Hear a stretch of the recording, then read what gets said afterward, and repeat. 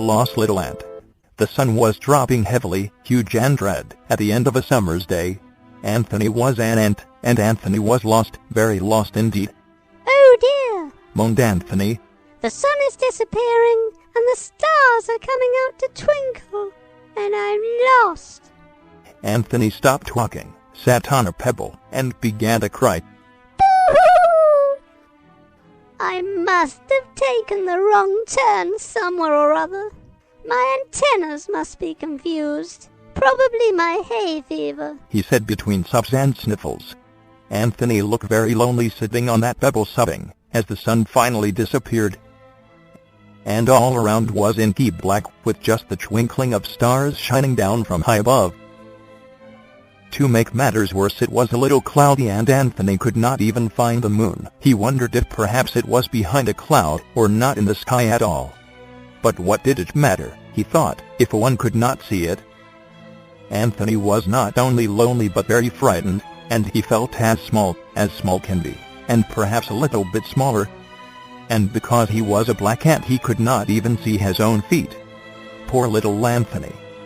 Suddenly, through rather large teardrops, Anthony saw what he thought was a star dancing towards him, zigzagging this way and that, but definitely coming right towards him. This surprising sight made him gasp and stop crying.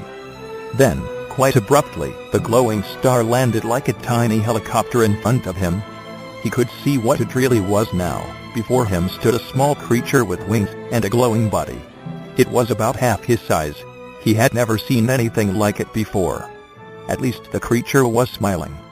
Anthony was so curious he forgot to carry on crying. "Oh!" exclaimed Anthony. "What are you?" "What am I?" chirped the creature. "Well, I'm a firefly. Frankie's my name." And the firefly bowed gracefully whilst fluttering his wings, as if Anthony was royalty. Frankie the firefly's face beamed with happiness as he completed his bow. He did look friendly, thought Anthony. And then Frankie the firefly asked Anthony, "What's your name then?" "Anthony," replied Anthony. Then Anthony tried to bow like Frankie, but he forgot he was sitting on a pebble and nearly fell off. He looked quite comical as he pretended to Frankie it was part of the bow.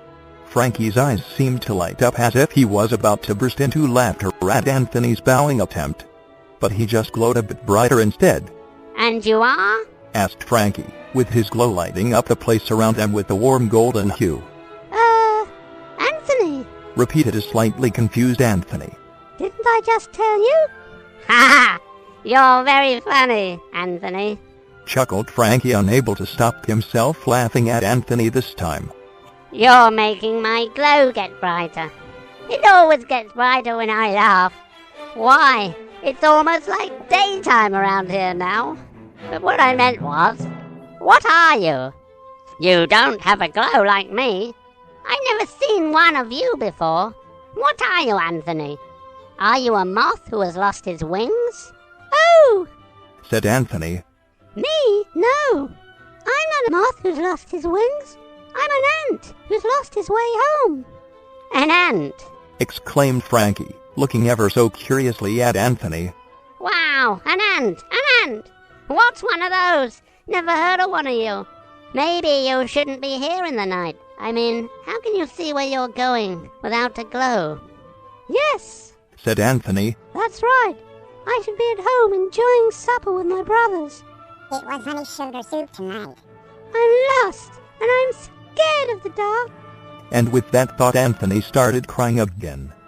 Frankie's eyes clouded over with a look of great pity and concern as he stared at Anthony weeping on the pebble. He glowed even brighter, and he said,